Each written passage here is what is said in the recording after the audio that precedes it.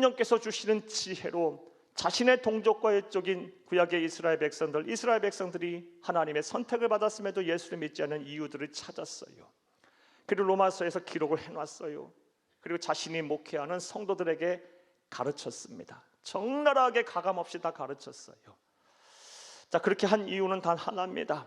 자신의 동족과 혈족인 이스라엘 백성들이 회개하고 돌아와서 예수를 믿고 구원을 받기를 원했기 때문입니다. 자, 그런데 이러한 과정에서 사도 바울도 예상치 못했던 문제가 생겼어요. 어떠한 문제냐? 사도 바울이 이스라엘 민족의 이 회개하고 예수를 믿지 아니하는 근본적인 이유를 설명했더니 성도들 중에 일부가요, 우리 민족이 하나님 앞에 큰 죄를 범했기에 이제 하나님으로부터 버림받게 되었구나. 우리의 부모, 형제, 우리의 친척과 우리의 이웃들, 우리 친구들은 이제 구원을 받지 못하겠구나 라는 생각을 가지고 낙심하여 그냥 주저앉아 버린 거예요. 하나님의 사랑을 의심하기 시작했어요. 예상치 못한 결과가 나왔어요. 심지어 영혼 구원에 대한 사랑도 식어버리고 영혼 구원하기 위한 그런 열정도 다 사라져버리고 포기하는 지경에 이르게 됐어요. 자, 그런데 오늘날도 이런 분들이 참 많습니다. 성도님들 가운데 이런 분들이 많아요. 설교를 통해서 죄와 허물을 책망하고 지적을 하면 이렇게 반응하시는 분들이 계세요. 내가 부족해서, 내가 나약해서 이런 죄를 저질렀고 이런 잘못을 했으니 이제부터 하나님으로부터 버림받겠구나. 나는 이제 복을 못 받겠구나. 기도해도 소용없겠구나. 노력해도 소용없겠구나. 나는 이 모양 이 꼴이구나. 어쩔 수 없구나 하며 자포자기하며 그냥 주저앉아 버리시는 분들이 의외로 많아요. 죄를 지적하고 책망하면 회개하고 우리 주 예수님과 함께 더불어서 새로운 삶을 시작해야 하는데 그렇지 않고 그냥 주저앉아 버리고 엎어져 버리시는 분들이 많아요. 그래서 오히려 신앙이 퇴보하고 하나님과 교회로부터 멀어지시는 분들이 의외로 많습니다. 사랑하는 여러분들은 어떠십니까? 특별히 영혼 구원과 관련해서 말씀을 드리면요, 전도하기 위해서 전도 대상자를 위해서 기도하고 노력하는데 그 전도 대상자가 쉽게 마음의 문을 안 열어줘요. 오히려 완강하게 예수 믿기를 거부합니다. 그럴 때 이 전도하는 전도인이 담대하게 참고 견디며 하나님의 때를 구하고 계속해서 그 전도의 문을 두드려야 할 텐데 그렇지 않고 그냥 주저앉아 버려요. 내게 은사가 없나 보다. 나는 어찌할 수 없나 보다. 그리고 내가 전도해야 돼. 저 남편, 내 아내, 부모, 형제, 자녀들, 친구, 이웃들 혹시 하나님께서 버린 자들이 아닌가? 유기한 자가 아닌가? 그냥 주저앉아 버리고 영혼 구원을 포기하시는 분들도 계십니다. 사랑하는 여러분, 다시 한번 여러분에게 여쭙겠습니다. 여러분들은 어떠십니까? 근데 오늘 본문 말씀을 보게 되면 사도 바울은 그렇지 않았어요. 성령의 사람인 이 사도 바울은요, 절대 그렇지 않았어요. 당장의 실패에 일일비하지 아니하고 낙심하지 않았습니다. 무엇보다 영혼 구원하는 데 있어서 이스라엘 백성은 계속해서 완강하게 예수 믿기를 거부했어요. 그럼에도 불구하고 그들을 사랑하는 것을 포기하지 않았고 그들의 영혼 구원에 최선을 다했습니다. 자, 그렇다면 사도 바울은 어떤 이유가 돼서 그리 할 수 있었을까요? 그를 그렇게 하게 만드는 원동력이 무엇이었을까요? 그것은 바로 하나님은 사랑이셔서 자기 백성을 버리지 아니하시고 포기하지 아니하시고 반드시 사랑하시고 구원하신다라는 확신이 있었기 때문입니다. 사랑하냐면 이 확신이 있었기 때문에 그를 포기하지 않았던 거예요. 오늘 보면 1절을 함께 읽겠습니다. 그러므로 내가 말하노니 하나님이 자기 백성을 버리셨느냐? 그럴 수 없느니라. 여기까지만 보겠어요. 하나님이 자기 백성을 버리셨느냐? 앞서 말씀드린 것처럼 이스라엘 백성들이 예수를 믿지 않은 근본적인 이유를 설명했더니 그 죄를 지적하고 책망했더니 오히려 엎어져 버리는 성도들이 있었어요. 하나님이 우리를 버리셨다. 하나님의 사랑을 막 의심해요. 우리는 구원받지 못할 것이다. 우리는 끝났다. 막 절망 속에서 허덕이는 분들이 계세요. 그러자 사도 바울은 얘기해요. 하나님이 자기 백성을 버리실까? 절대로 그렇지 않다. 하나님은 자기 백성을 사랑하신다. 포기하지 아니하신다. 반드시 구원하신다 라고 말을 하고 있는 거예요. 저와 여러분이 이것을 온전히 믿어야 할 줄로 믿습니다. 자, 그렇다면 또 생각을 해봐요. 사도 바울에게는 어떻게 이런 확신이 생겼을까요? 그럼 무엇을 근거로 이렇게 강한 확신을 갖고 있을까요? 하나님이 자기 백성을 포기하지 아니하시고 버리지 아니하고 사랑하신다는 확신, 그럼 무엇을 근거로 이렇게 확신하고 있을까요? 오늘 본문을 보게 되면 사도 바울이 두 가지의 근거를 제시하고 있어요.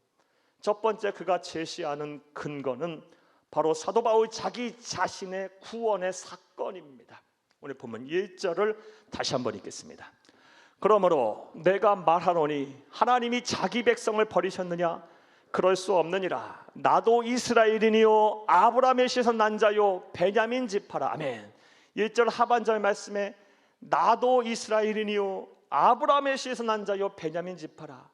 이 말 속에는요 아주 다양한 여러 가지 의미가 내포되어 있어요. 나도 아브라함의 혈통의 순수한 아브라함의 혈통의 유대인이다. 그런데 회심 전 내가 어떠했느냐? 유대교에 몰두해서 하나님을 믿는다고 하면서 하나님의 이름으로 예수 믿는 자를 얼마나 내가 핍박했었냐, 내가 얼마나 완악한 자였냐, 얼마나 악인이었냐. 그런 나조차도 하나님은 버리지 아니하시고 자기 백성이라 생각하시고 구원하지 않으셨느냐. 이 말이에요, 이 말. 이와 같이 사랑하는 여러분, 하나님은요 그가 악인이라 할지라도, 악을 행한다 할지라도, 하나님의 뜻에 거슬리는 행동을 한다 할지라도 하나님은 자기 백성을 버리지 않으세요. 어떤 식으로든 간에 포기하지 아니하시고 구원하시고 사랑하십니다. 사도 바울은 자기 자신의 구원의 사건을 근거로 이것을 확신하고 있는 것입니다. 저와 여러분 또한 이것을 온전히 믿어야 할 줄로 믿습니다. 또 사도 바울이 오늘 본문 말씀을 통해서 근거로 제시하고 있는 또 다른 근거는요, 구약 시대에 있었던 엘리야의 시대에 있었던 사건을 근거로 제시하고 있습니다. 사랑하는 여러분, 구약에 기록된 이스라엘의 역사를 보게 되면 때로는 국가적으로 온 국민이, 온 민족이 하나님 앞에 범죄해서 마치 하나님으로부터 버림을 받았던 같이 여겨지는 시대가 종종 있었어요. 대표적인 그 시대가 북왕국 이스라엘 제7대 왕인 아합 왕 시대 때가 그랬습니다. 아합 왕과 그의 왕비였던 이세벨은 아주 악한 사람들이었어요. 우상 숭배자들이었어요. 그들의 주도로 온 이스라엘 백성들이 우상을 섬기게 됐어요. 바알 신을 섬기고 아세라 신을 섬기게 됐어요. 그리고 도처에 패역하고 음란한 문화가 가득하게 됐고요, 불의가 판치는 세상이 됐어요. 법과 원칙이 존재하지 않은 세상이 돼버렸어요. 그런 이스라엘 백성들을 하나님께서 불쌍히 여겨서 엘리야라는 사람을 선지자로 삼으시고 그에게 소명을 주셨어요. 회개케 하게 하셨어요. 말씀을 선포하게 하셨습니다. 그런데 이게 웬걸요, 엘리야가 사명을 감당하면 할수록 더 상황은 안 좋아지는 겁니다.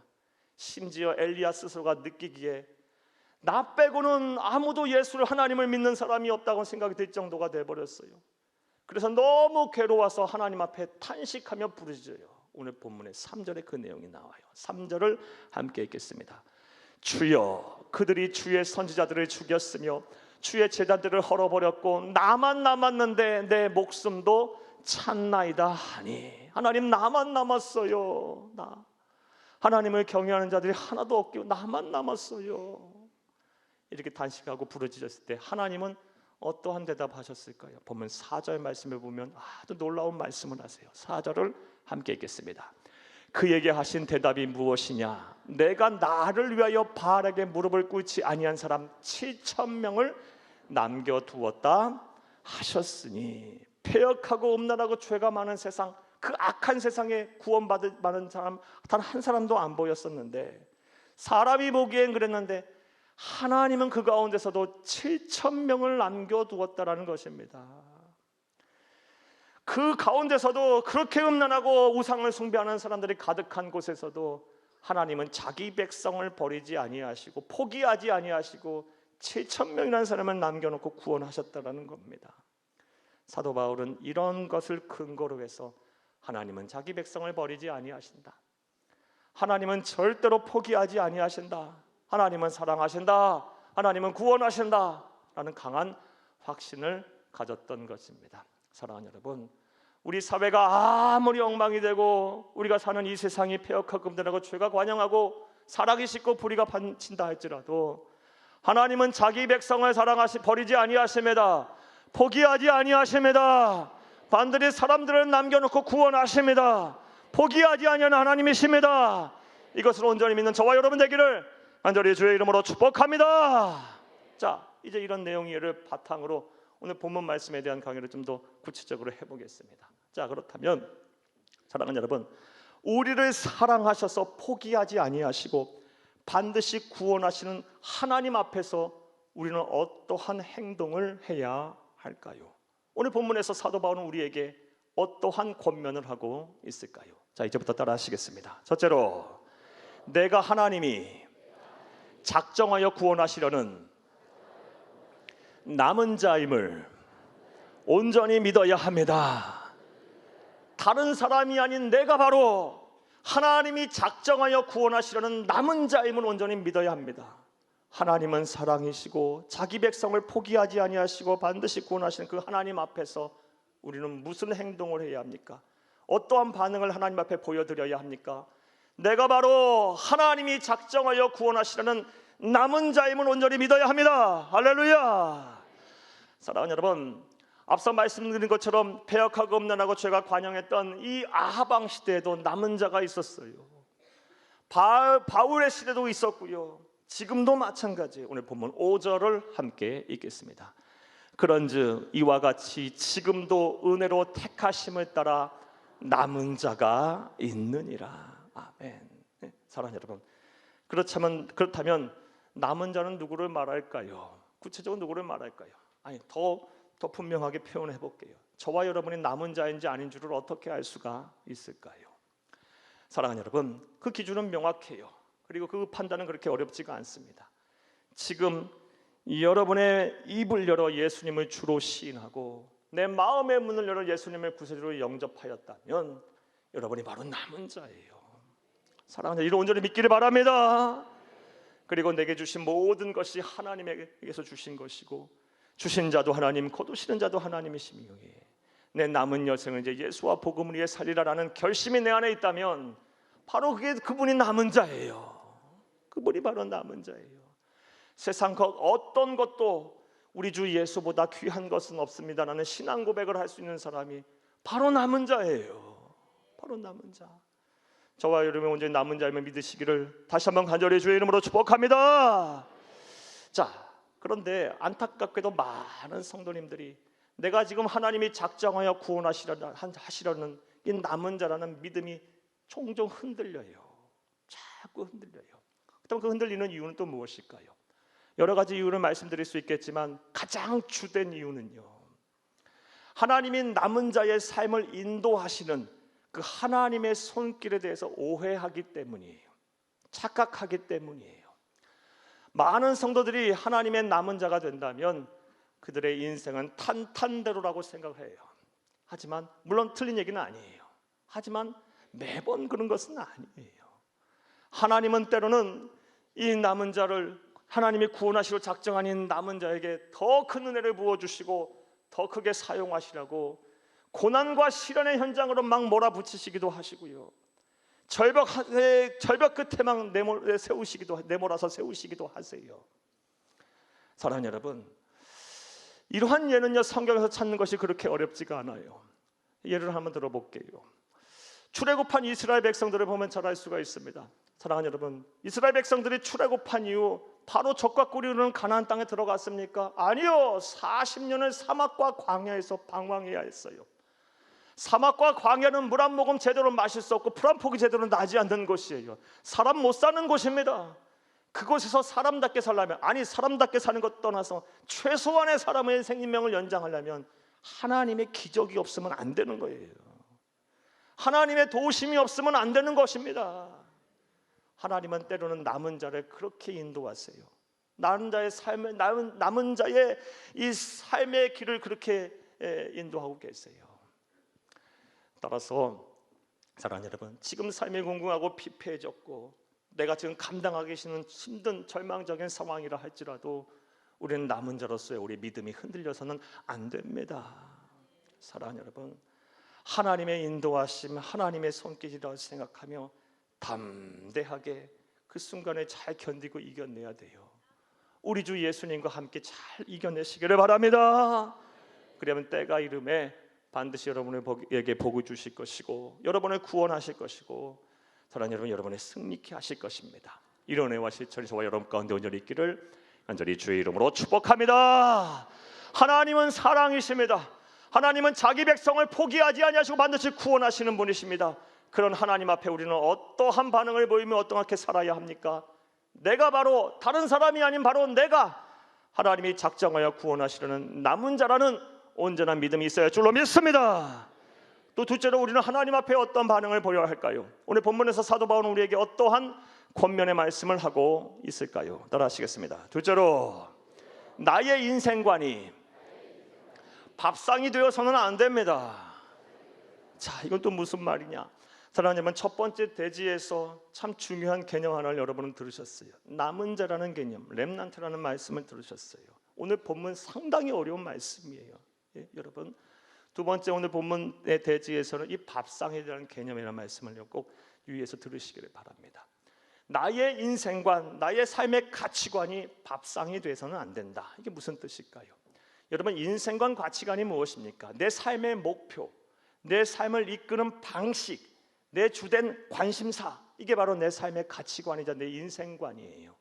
그것이 밥상이 돼서는 안 된다. 이것이 바로 남은 자로서 또 하나님의 사랑을 받는 자로서의 삶의 태도이자 하나님 앞에 보여야 할 우리의 행동입니다.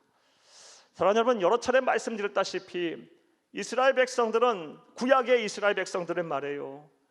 오늘날의 이스라엘 백성과 동일시하면 안 됩니다.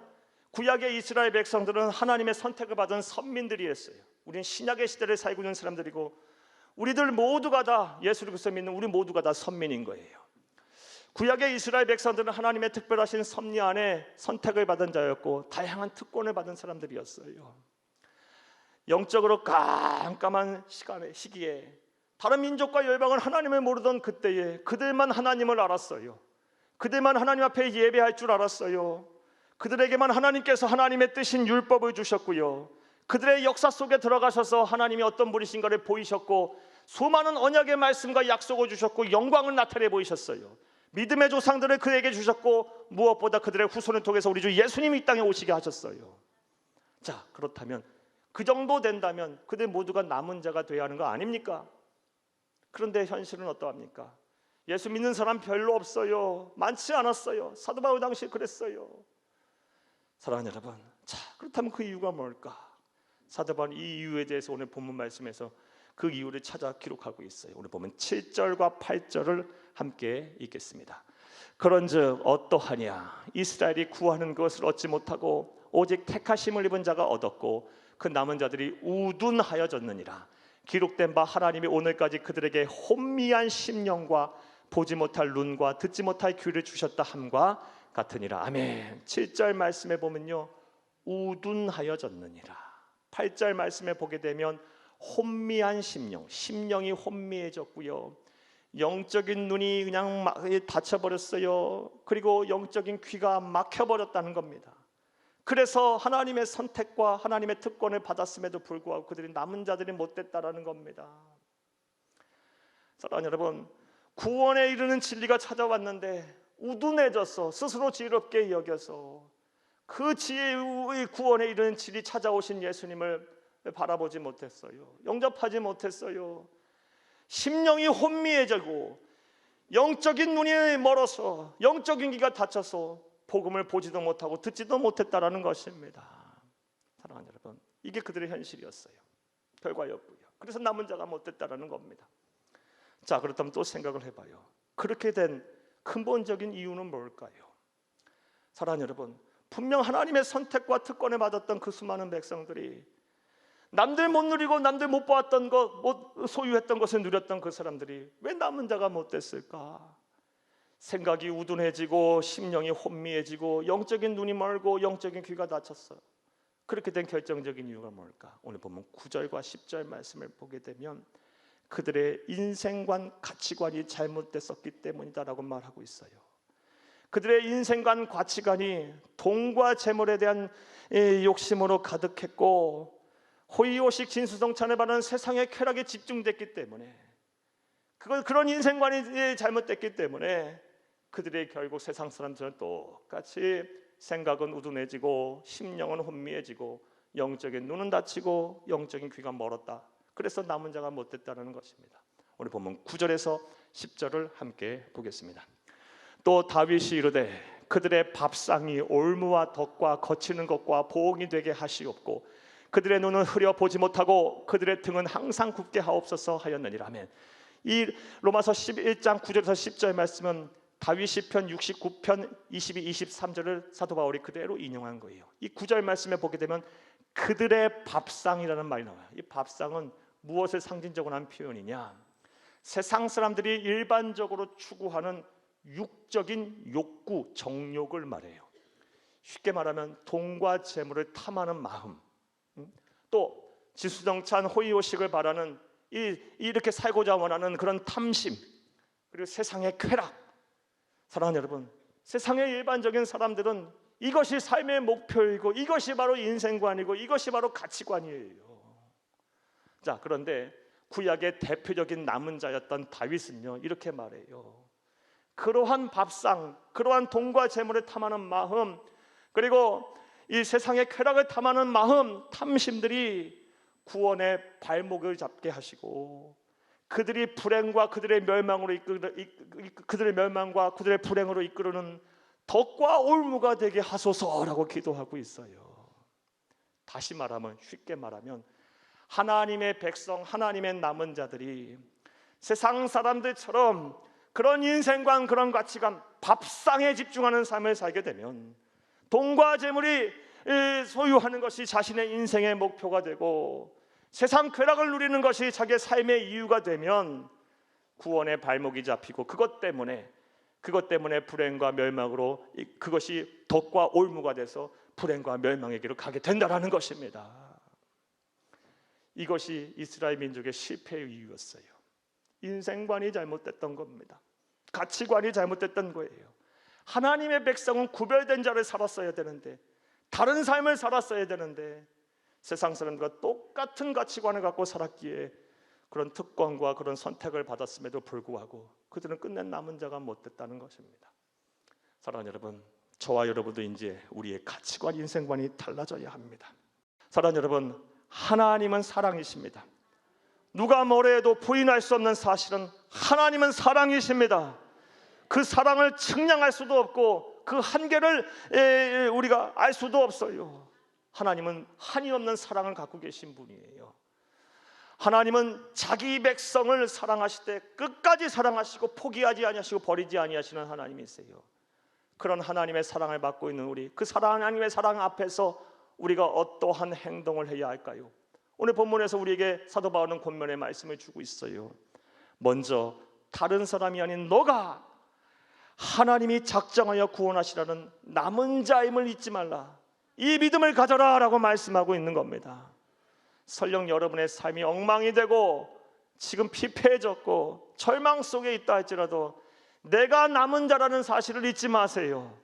내가 하나님의 선택과 하나님의 부르심과 하나님의 구원 속에 있는 자임을 꼭 기억하시고 절망 속에서 낙망하지 말고 낙심하지 말고 우리 주 예수님과 함께 넉넉히 이겨내시기를 간절히 주의 이름으로 부탁합니다. 나아가 나의 인생관이 밥상이 돼서는 안 됩니다. 세상 사람들이 추구하는 것 똑같이 세상의 육적인 정욕을 따라 살아서는 안 됩니다. 그렇게 살다 보면 우리 그리스도인들은 낙이 없게 돼요. 소망이 없게 돼요. 남은 자로서의 삶을 못 살게 돼요. 하늘 상급이 없어요. 행복하지도 않아요. 불행해요. 구원도 없고 구원의 발목이 잡힐 수도 있어요. 사랑하는 여러분, 이제 영원한 하나님의 나라의 꿈을 꾸세요. 우리 주 하나님께서 우리 바라보시는 그 하나님의 영적인 지경을 우리도 바라볼 수 있기를 바랍니다. 이 세상이 전부인 줄 알고 밥상만을 추구하고 사는 사람들을 불쌍히 여기며 그들의 영혼을 구원하기 위해서 열심히 일하고 열심히 노력하고 열심히 돈도 버시고 또 부지런히 일하시기를 간절히 바랍니다. 이것이 남은 자로서의 삶의 모습이에요. 부디 이런 삶을 사셔서 하나님을 기쁘시고 사람들에게 칭찬받는 참된 성도님들이 다 되시기를 간절히 주의 이름으로 축복합니다. 축복합니다. 축복합니다.